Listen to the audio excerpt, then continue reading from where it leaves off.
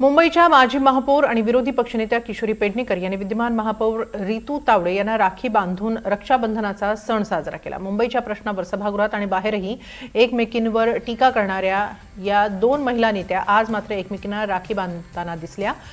त्यामुळे महाराष्ट्राच्या सुसंस्कृत राजकारणाचं एक चित्र मुंबईत पाहायला मिळालं। पक्षाचे आपापले वेगवेगळे विचार असतात, ते आम्हाला त्या ठिकाणी जाऊन मांडावे लागतात। पण या ठिकाणी कुठल्याही पर्सनल किंवा कुठलेही मनभेद नाही आहेत। आमची ही फक्त विचारांची लढाई आहे। भारतीय जनता पक्षाचे एक विचार आहेत, उद्धव बाळासाहेब ठाकरे पक्षाचे एक विचार आहेत, शिवसेनेचे विचार आहे, मनसेचे विचार आहे, असे विविध पक्षांचे वेगवेगळे विचार असतात।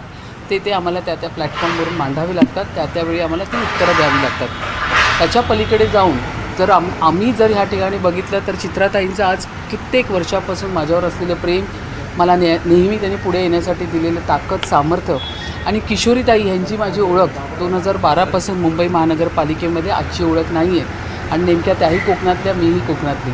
तर हे एक कोकणातलं पण एक कोकण कन्या म्हणून एक वेगळं प्रेम आहे। तर ह्या पलीकडे जाऊन हे सगळं असतं, तर हे आम्हाला मुंबईकरांना दाखवायचं होतं की हे प्रेम आमचं असं कायम राहणार। बाकी पक्षाचे विचार ते आम्ही मांडतो। आज खरं तर दुग्ध शर्करा योग आहे।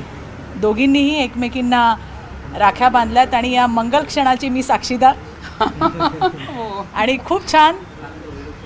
किशोरीताईंची तर मी फॅन आहे, रितूही तिथं छान काम करते।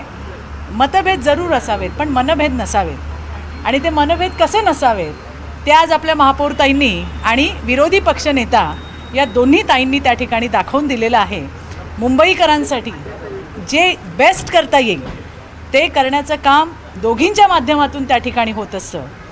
महापौरताई काम करत असतात, काही त्रुटी राहिल्या तर किशोरीताई आठवण करून देतात, आणि त्यामुळे दोघींच्या माध्यमातून अतिशय चांगल्या पद्धतीने त्या ठिकाणी मुंबईकरांसाठी सेवा होती, मुंबईकरांचं काम। आताच कोणीतरी मला विचारलं काय मग आता पुढचं, म्हटलं राजकारण तर चालतच राहणार।